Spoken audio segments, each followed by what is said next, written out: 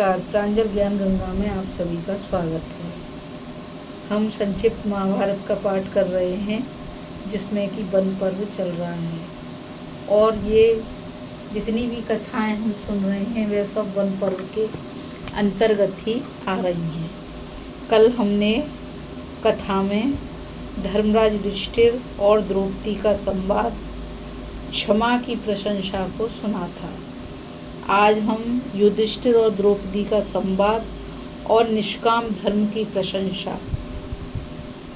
कल वाले में क्षमा की प्रशंसा थी, आज वाले में निष्काम धर्म की प्रशंसा है। द्रौपदी का उद्योग के लिए प्रोत्साहन की कथा है। तो चलिए देखते हैं निष्काम धर्म की प्रशंसा में क्या क्या बातें आती हैं। तो चलिए कथा शुरू करते हैं। धर्मराज युधिष्ठिर की बात सुनकर द्रौपदी ने कहा, धर्मराज, इस जगत में धर्माचरण, दया भाव, क्षमा, सरलता के व्यवहार से तथा लोक निंदा के भय से राज्य लक्ष्मी नहीं मिलती। यह बात प्रत्यक्ष है कि आप में तथा आपके महाबली भाइयों में प्रजा पालन करने योग्य सभी गुण हैं। आप लोग दुख भोगने योग्य नहीं हैं, फिर भी आपको यह कष्ट सहना पड़ रहा है।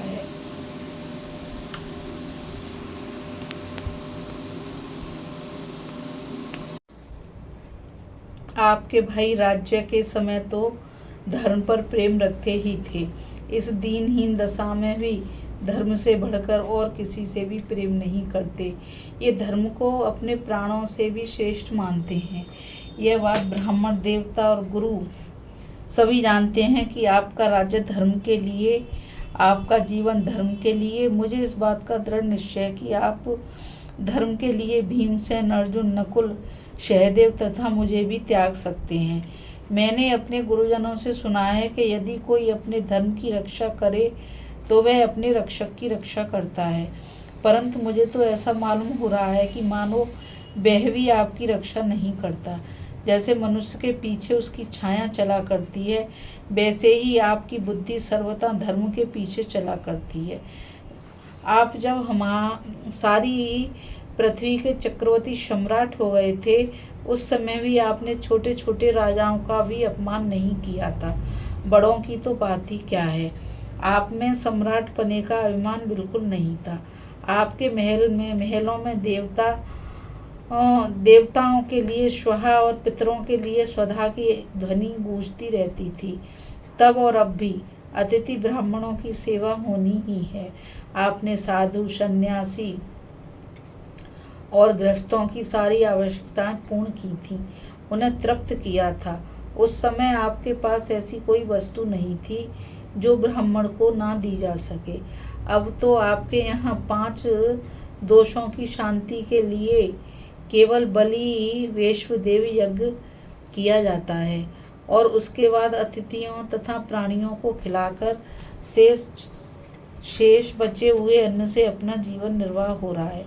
आपकी बुद्धि ऐसी उल्टी हो गई कि आपने राज्य, धन, भाई तथा मुझ तक को जुए में हार दिया। आपकी इस आपत्ति विपत्ति को देखकर मेरे मन में बड़ी वेदना होती है। मैं बेहोश सी हो जाती हूँ। मनुष्य ईश्वर के अधीन है, उसकी स्वाधीनता कुछ भी नहीं है।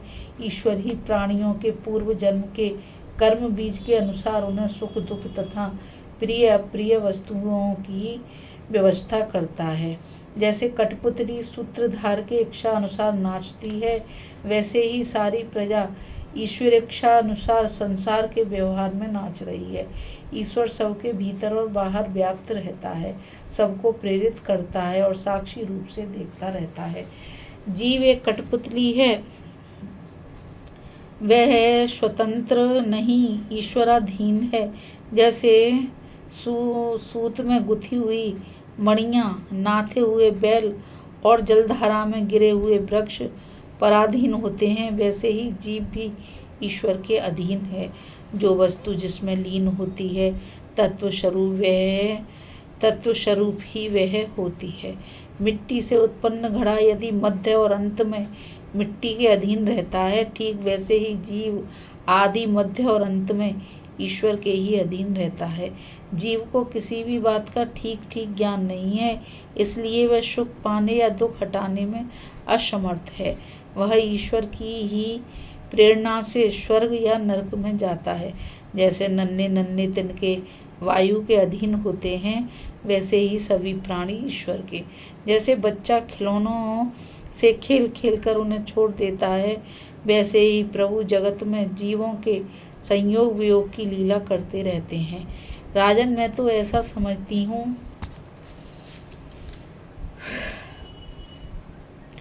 कि ईश्वर प्राणियों के साथ माता पिता के समान दया का बर्ताव नहीं करते। वे तो जैसा कोई साधारण पुरुष क्रोध से क्रूरता का व्यवहार करता हो, वैसा ही करते हैं। जब मैं देखती हूँ कि आप जैसे शील सदाचार संपन्न आर्य पुरुष भली भांति जीवन निर्वाह भी नहीं कर सकते, चिंता से विहल रहते हैं और अनार्य पुरुष सुख भोगते हैं, तब मुझे बड़ा दुख होता है। आपकी यह विपत्ति और दुर्योधन की संपत्ति देखकर मैं ईश्वर की निंदा करती हूँ, क्योंकि वह कर्ता को मिलता है, दूसरे को नहीं। यह विषम दृष्टि करने का फल अवश्य ही ईश्वर को मिलेगा। यदि कर्म का फल कर्ता को नहीं मिलता, तब तो अपनी उन्नति का कारण लौकिक बल ही है। मुझे निर्बल पुरुषों के लिए बड़ा शोक हो रहा है। धर्मराज युधिष्ठिर ने कहा, प्रिय, मैंने तुम्हारे मधुर सुंदर और आश्चर्य भरे वचन सुन लिए। तुम इस समय नास्तिकता की बात कर रही हो। प्रिय, मैं कर्म का फल पाने के लिए कर्म नहीं करता, मैं तो दान देना धर्म है इसलिए देता हूँ। यज्ञ करना चाहिए इसलिए यज्ञ करता हूँ, फल मिले या नहीं। मनुष्य को अपना कर्तव्य करना चाहिए, इसलिए मैं अपने कर्तव्य का पालन करता हूँ। सुंदरी, मैं धर्म फल के लिए धर्म नहीं करता। धर्म पालन का कारण यह है कि वेदों की ऐसी आज्ञा है और संत पुरुषों ने उसका पालन किया है। मैंने स्वभाव से ही अपने मन को धर्म में लगा दिया है। किसी भी धर्मज्ञ पुरुष के लिए धर्म के साथ मोल तोल करना बहुत ही निंदनीय है। जो धर्म को दुहना चाहता है, उसे धर्म का फल नहीं मिलता। जो धर्म करके नास्तिकतावश उस पर शंका करता है, वह पापी है। मैं तुम्हें यह बात बड़ी दृढ़ता के साथ कहता हूँ, धर्म पर कभी शंका न करना। धर्म पर शंका करने वाले की अधोगति होती है। जो दुर्बल हृदय पुरुष धर्म और ऋषियों के वचनों पर शंका करता है, वह मोक्ष से दूर हो जाता है। वेद पाठी धर्मात्मा और कुलीन पुरुष को ही वृद्ध कहा जाता है। वह पापी तो चोरों के समान है, जो मूर्खतावश शास्त्रों का उल्लंघन करके धर्म पर शंका करता है। प्रिय, अभी तुमने कुछ ही दिन पहले परम तेजस्वी मार्कंडेय ऋषि को देखा था, जो धर्म के प्रभाव से चिरंजीवी हैं। व्यास, वशिष्ठ, मैत्रेय, नारद, लोमश, शुक्र आदि सभी ऋषि धर्म पालन से ही ज्ञान संपन्न हुए हैं। यह बात तुम्हारे सामने है कि वे लोग दिव्य योग से युक्त हैं, शाप वरदान दे सकते हैं और देवताओं से भी बड़े हैं। उन लोगों ने अपनी अद्भुत शक्ति से वेद और धर्म का साक्षात्कार किया है। वे लोग धर्म की ही महिमा का वर्णन करते हैं। रानी, तुम अपने मूल मन से ईश्वर और धर्म पर आक्षेप मत करो और न कोई शंका ही करो।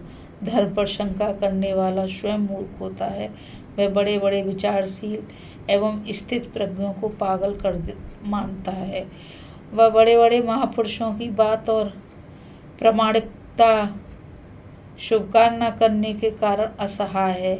वह घमंडी अपने हाथों अपने कल्याण का तिरस्कार करता है और केवल उन लौकिक वस्तुओं को ही सत्य मानता है जिनसे इंद्रियों को ही सुख मिलता है। वह लोकोत्तर वस्तुओं के संबंध में सर्वथा अज्ञान है। जो धर्म पर शंका करता है, उसके लिए इस लोक में कोई प्रायश्चित नहीं है। वह मूर्ख चाहने पर भी लौकिक और पारलौकिक उन्नति नहीं कर सकता।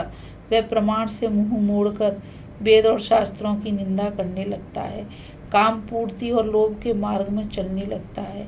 इसके फलस्वरूप उसे नरक की प्राप्ति होती है। जो दृढ़ निश्चय से निशंक होकर धर्म का ही पालन करता है उसे अनंत सुख की प्राप्ति होती है। जो ऋषियों की बात नहीं मानता, धर्म का पालन नहीं करता, शास्त्रों का उल्लंघन करता है, वह एक जन्म तो क्या अनेक जन्म में भी शांति नहीं प्राप्त कर सकता। सर्वज्ञ और सर्वदर्शी ऋषियों ने सनातन धर्म का वर्णन और सत्पुरुषों ने उसका आचरण किया है, उसमें भला शंका करने का अवसर ही कहाँ है। जैसे समुद्र पार जाने के इच्छुक व्यापारियों के लिए जहाज का ही आश्रय है, वैसे ही पारलौकिक सुख प्राप्ति के इच्छुकों के लिए एकमात्र धर्म ही जहाज है। सुंदरी, यदि धर्मात्माओं के द्वारा किया हुआ धर्म पालन निष्फल हो जाए तो यह सारा जगत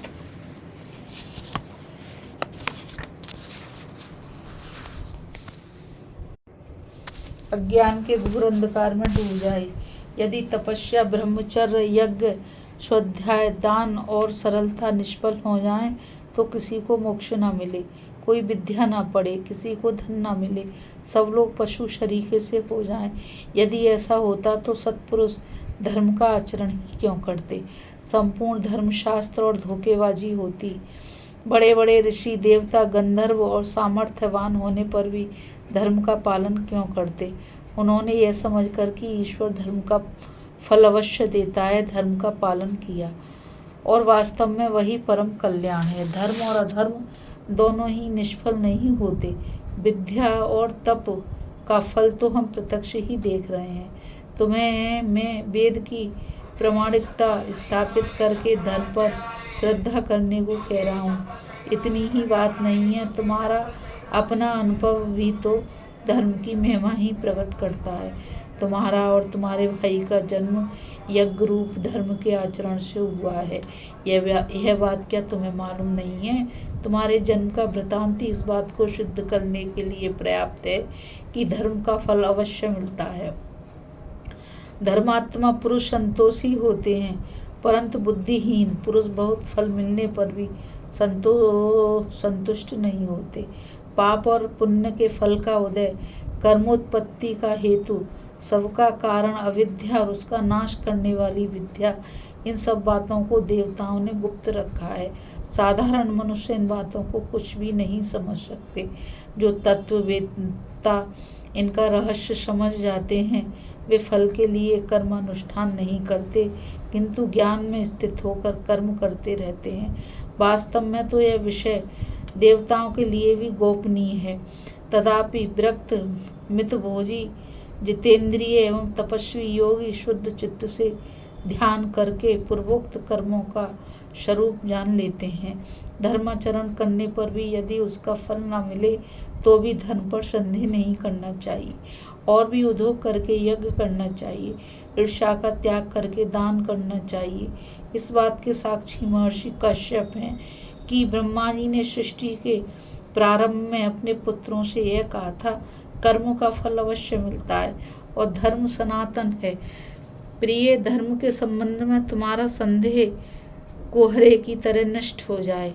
सब कुछ ठीक है, ऐसा निश्चय करके तुम नास्तिकता का त्याग कर दो और धर्म पर, ईश्वर पर आक्षेप ना करो। इसको जानो और उन्हें नमस्कार करो। तुम्हारे मन में ऐसी बात कभी ना आवे। जिनकी कृपा से भक्त पुरुष मृत्युशील से अमर हो जाते हैं, उन सर्वश्रेष्ठ परमात्मा का कभी तिरस्कार नहीं करना चाहिए। द्रौपदी ने कहा, धर्मराज, मैं धर्म अथवा ईश्वर की अवमानना और तिरस्कार कभी नहीं करती। मैं इस समय विपत्ति की मारी हूँ, इसलिए ऐसा प्रलाप कर रही हूँ। मैं अभी इस संबंध में और भी विलाप करूँगी। जानकर मनुष्यों को कर्म अवश्य ही करना चाहिए, क्योंकि बिना कर्म किए केवल जड़ पदार्थ ही जी सकते हैं, चेतन प्राणी नहीं। पूर्व जन्म के कर्मों की बात तो तनिक सा विचार करते ही सिद्ध हो जाती है, क्योंकि गाय का बछड़ा जन्मते ही दूध के लिए थन पीने लगता है और धूप लगने पर छाया में जा बैठता है। अवश्य इस क्रिया में पूर्व जन्म के संस्कार काम करते रहते हैं। सब प्राणी अपनी उन्नति समझते हैं और प्रत्यक्ष रूप से अपने कर्मों का फल भोग रहे हैं। इसलिए आप कर्म कीजिए, उससे उकताइए मत। आप कर्म के कवच से सुरक्षित होकर सुखी होइए। सहस्त्रों मनुष्यों में से भी कोई एक कर्म करने की विधि ठीक ठीक जानता है या नहीं, इसमें संदेह है। यदि हिमालय जैसा पहाड़ भी प्रतिदिन खाया जाए और उसमें वृद्धि ना हो तो थोड़े ही दिनों में क्षीण हो जाता है। इसलिए धन की रक्षा और वृद्धि करने के लिए कर्म करने की बड़ी आवश्यकता है। प्रजा यदि कर्म न करे तो उजड़ जाए, यदि उसका कर्म निष्फल हो जाए तो उसकी उन्नति रुक जाए। यदि कर्म को निष्फल माना जाए तो अभी कर्म तो करना ही पड़ेगा, क्योंकि कर्म किए बिना किसी प्रकार जीविका नहीं चल सकती। जो भाग्य के ऊपर भरोसा करके हाथ पर हाथ धरे बैठे रहते हैं, हठवादी हैं, स्वयं ही वस्तुओं की प्राप्ति मानते हैं, वे पूर्व जन्म के कर्मों को स्वीकार नहीं करते। उन्हें मूर्ख समझना चाहिए। जो कर्म न करके आलस्य में जीवन व्यतीत करता है वह पानी में पड़े कच्चे घड़े की भांति गल जाता है। जो काम करने की शक्ति रखते हुए भी उसमें हठवश अलग रहते हैं, जो चिरकाल तक जीवन धारण भी नहीं कर सकते, जो मनुष्य संदेह में रहते हैं कि मुझे अमुक कर्म का फल मिलेगा या नहीं, उन्हें कर्म का कुछ भी फल नहीं मिलता। जो निस्संदेह होते हैं तो अपना काम बना लेते हैं। धीर पुरुष सर्वदा कर्म करने में लगे रहते हैं और फल के संबंध में कभी संदेह नहीं करते। परंतु जैसे मनुष्य होते हैं बहुत थोड़े, किसान हल से धरती जोतकर अन्न बो देता है और संतोष के साथ प्रतीक्षा करता है।